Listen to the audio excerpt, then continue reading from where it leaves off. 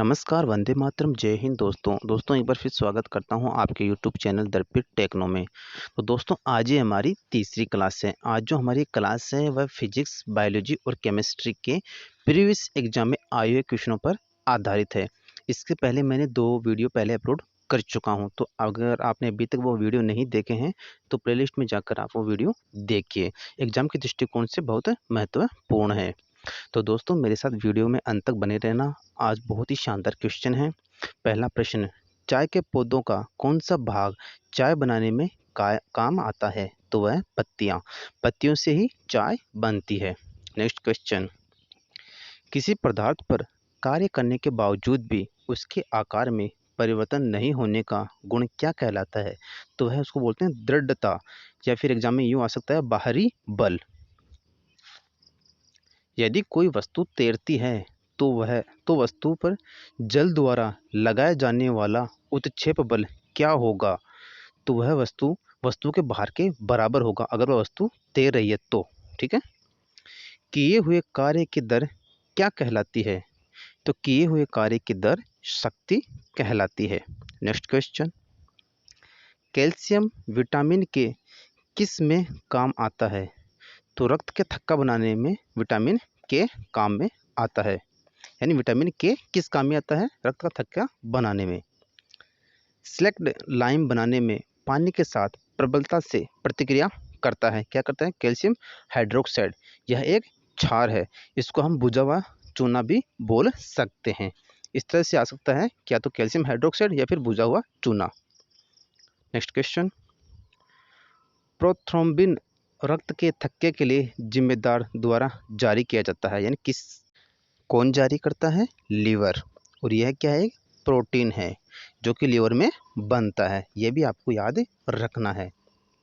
ठीक है दोस्तों, उम्मीद करता हूँ आपको क्वेश्चन अच्छे से समझ में आ रहे हैं। और एक क्वेश्चन में हम 2 से 3 क्वेश्चन भी सोल्व कर रहे हैं। हवा के दबाव को क्या कहते हैं? तो हवा के जो दबाव है उसको हम वायुमंडलीय दबाव कहते हैं। बढ़ते हैं अगले क्वेश्चन की ओर। लाइकेन प्लांट किसको डिवीजन करता है? तो वह थैलोफाइटा को डिवीजन करता है। नेक्स्ट क्वेश्चन, एक जीव जो एक व्यक्ति से दूसरे व्यक्ति को रोग प्रसारित करता है उसको हम क्या कहते हैं? तो उसको हम वेक्टर कहते हैं। वेक्टर के नाम से जाना जाता है। खारे पानी में पैदा होने वाले पौधे क्या कहलाते हैं? तो उनको हम हेलोफाइटर कहते हैं। बढ़ते हैं अगले क्वेश्चन की ओर। नेक्स्ट क्वेश्चन, ब्रायोफाइटा मिट्टी में उगते हैं लेकिन प्रजनन के लिए किसकी ज़रूरत पड़ती है? तो प्रजनन के लिए उनको पानी की आवश्यकता होती है। और ये ब्रायोफाइटा है, ये उभयचर होते हैं, जल और थल दोनों में रहते हैं। नेक्स्ट क्वेश्चन, आहार नली का सबसे लंबा हिस्सा है छोटी आंत। यानी जो आहार अपना वो छोटी आंत में पचता है पहले। और छोटी आंत नाम से ही छोटी है जबकि वह बड़ी है। और कितनी बड़ी है? 6.25 मीटर। नेक्स्ट क्वेश्चन, मानव पेट में मौजूद गैस्ट्रिक ग्रंथियों के बारे में सही है। यानी कुछ नीचे बातें हैं वो सही है। और देखते हैं, यह ग्रंथियां पेट के दीवार में मौजूद रहती हैं। बिल्कुल सही है। यह हाइड्रोक्लोरिक एसिड और पाचक एंजाइम छोड़ते हैं। यह बात भी सही है, जिसे पेप्सिन कहते हैं, पेप्सिन के नाम से जाना जाता है। तो ये जो हमारे नीचे जो बातें दे रखी हैं वो सभी गैस्ट्रिक ग्रंथि के बारे में सही है, सत्य। नेक्स्ट क्वेश्चन, बड़ी आंत क्या होती है? बड़ी आंत छोटी होती है लेकिन चौड़ाई में ज़्यादा होती है, जबकि छोटी आंत लंबाई में बड़ी है। इस तरह से आपको याद रखना है।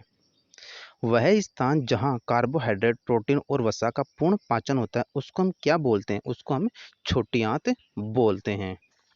नेक्स्ट क्वेश्चन, पेट से छोटी आंत में प्रवेश करने वाला भोजन प्रकृति में अम्लीय होता है और अग्नाशय एंजाइमों को कार्य करने के लिए क्षारीय होना पड़ता है।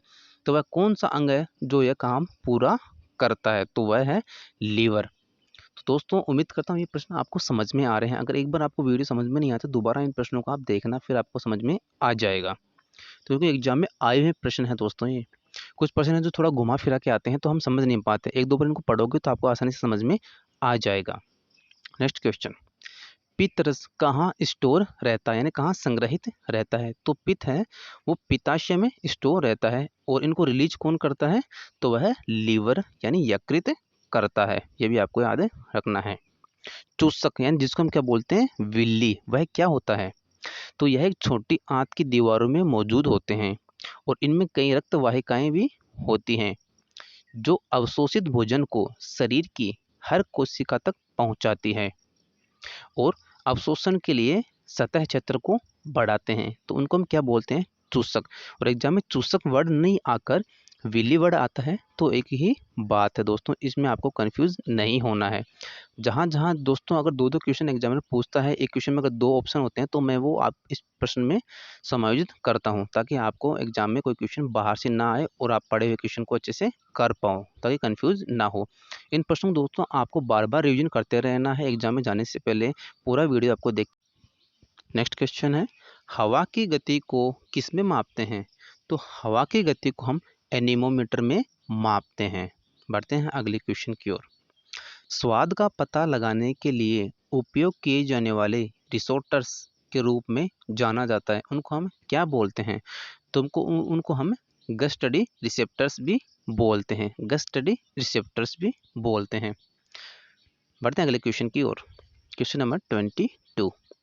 जब एक चलती कार अचानक रुक जाती है तो यात्री किस वजह से आगे की ओर गिरते हैं? तो किसकी ओर गिरते हैं, किस वजह से गिरते हैं? तो वह गति के नियम पर है, ठीक है, आधारित है ये। तो उसको हम गैलीलियो का नियम भी बोलते हैं, या फिर जड़त्व का नियम भी कहते हैं।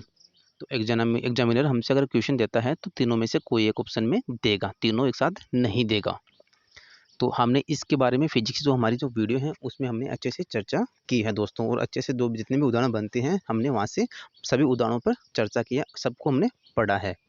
तो एक बार फिजिक्स की अगर आपने वीडियो नहीं देखें तो प्ले लिस्ट में जाकर फिजिक्स की वीडियो जरूर देखें। साइंस 2000 प्रश्न के नाम से वह वीडियो बनाया हुआ है।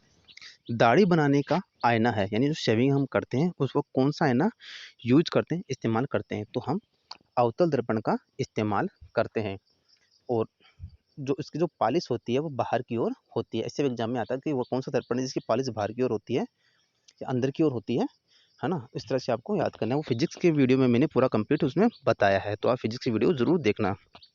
वायु में किसकी उपस्थिति के कारण पीतल वायु में विघटित हो जाता है? तो वह होता है हाइड्रोजन सल्फाइड की उपस्थिति के कारण।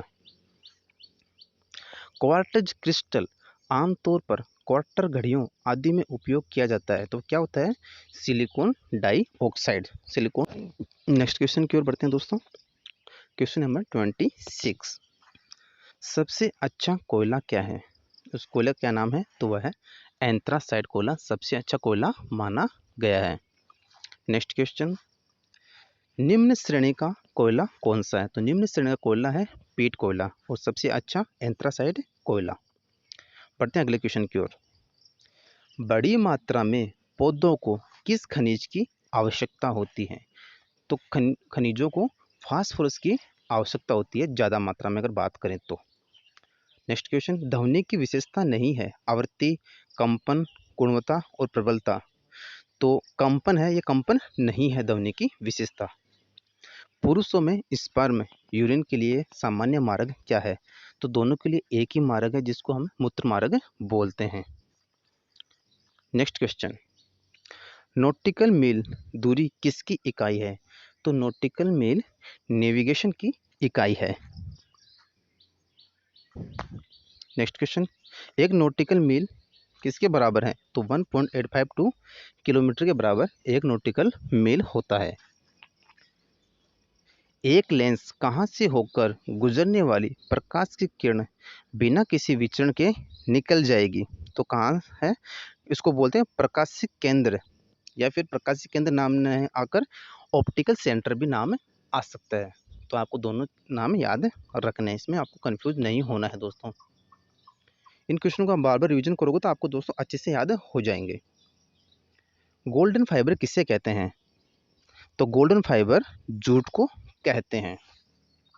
बढ़ते हैं अगले क्वेश्चन की ओर। Question number 35। प्लेटिनियम की परमाणु संख्या है, तो प्लेटिनियम की परमाणु संख्या कितनी है? सभी महत्वपूर्ण प्रश्न है दोस्तों, एग्जाम में आए हुए प्रश्न है दोस्तों, तो आपको उनको अच्छे से पढ़ना है। फास्फोरस की प्रमाणिकता है क्या है? 4। 4 क्या? पी पी पी पी, इस तरह से, तो ये क्या हो गया? 4। नेक्स्ट क्वेश्चन, क्षार क्या होते हैं? तो स्वाद में कसेले होते हैं, संक्षारक होते हैं, और स्पर्श करने में साबुन जैसे लगते हैं, और इनका पीएच मान 7 से अधिक होता है। जिनका पीएच मान 7 से अधिक होगा वह क्षार होंगे, और 7 से कम जिसका पीएच मान होगा वह क्या होते हैं? अम्ल कहलाते हैं। और जिसका पीएच मान 7 होता है तो वह क्या होते हैं? उदासीन होते हैं। ये भी आपको याद रखना है। बढ़ते हैं अगले क्वेश्चन की ओर। औसत चाल व औसत वेग वस्तु की गति को दर्शाता है। क्या दर्शाता है? दिए गए अंतराल के दौरान। नेक्स्ट क्वेश्चन, यदि बल विस्थापन के बीच कोण होगा तो किया गया कार्य ऋणात्मक होगा। तो यह 180 डिग्री होगी, तो कार्य ऋणात्मक होगा। नेक्स्ट क्वेश्चन, गुरुत्वीय त्वरण का मान किस पर निर्भर करता है? तो पृथ्वी की त्रिज्या पर भी करता है, पृथ्वी के द्रव्यमान पर भी करता है, और गुरुत्वाकर्षण के स्थिरांक पर भी करता है। यानी तीनों चीज़ों पर निर्भर करता है। क्या करता है? गुरुत्वीय त्वरण का मान। बढ़ते हैं अगले क्वेश्चन की ओर। प्रश्न नंबर हमारा 41, रासायनिक अभिक्रिया हुई या नहीं यह कैसे पता लगेगा? तो उस वस्तु में अवस्था में परिवर्तन, गैस की उत्सर्जन और रंग बदलने से पता चल जाता है कि रासायनिक अभिक्रिया हुई या नहीं। बढ़ते हैं अगले क्वेश्चन की ओर।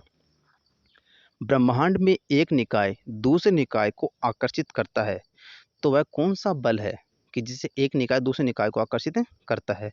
तो वह है गुरुत्वाकर्षण बल। एक संतृप्त हाइड्रोकार्बन है, क्या है?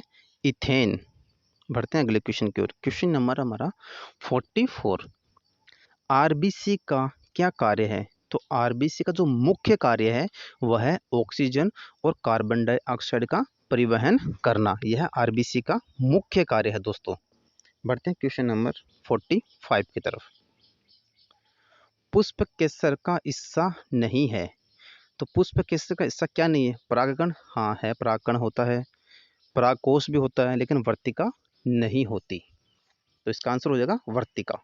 नेक्स्ट क्वेश्चन, पानी में ऑक्सीजन द्वारा कितने इलेक्ट्रॉन साझा किए जाते हैं? तो पानी में ऑक्सीजन द्वारा 6 इलेक्ट्रॉन साझा किए जाते हैं। नेक्स्ट क्वेश्चन, ध्वनि तरंग जब किसी माध्यम से होकर गुजरती है तो इसका क्या अपरिवर्तित रहती है? तो इसकी जो आवृत्ति है वह अपरिवर्तित रहती है, उसमें कोई बदलाव नहीं होता है दोस्तों। नेक्स्ट क्वेश्चन, मानव शरीर का सबसे बड़ा अंग है, तो मानव शरीर का सबसे बड़ा अंग क्या है? लीवर। और अगर यहाँ पे दोस्तों ऑप्शन में लीवर नहीं आकर के त्वचा आती है तो आपको त्वचा करना है। हाइड्रोमीटर से क्या नापते हैं? तो हाइड्रोमीटर से हम अपेक्षित घनत्व नापते हैं। बढ़ते हैं आज के अगले क्वेश्चन, 50 नंबर क्वेश्चन। CO यानी CO क्या है? CO एक गैस है, और कौन सी गैस है? कार्बन मोनोऑक्साइड गैस है, जो एक जहरीली गैस है। तो दोस्तों ये थे आज के हमारे 50 महत्वपूर्ण प्रश्न जो पिछले एग्जामों में आए हुए हैं, चाहे वो SSC हो, रेलवे हो, रीट हो, पुलिस हो, सभी एग्जामों के दृष्टिकोण से महत्वपूर्ण हैं दोस्तों। तो आपको ये वीडियो कैसा लगा कमेंट्स बॉक्स में ज़रूर कमेंट्स करना, और मिलते हैं अगले वीडियो में। तब तक के लिए वंदे मातरम, जय हिंद, जय भारत।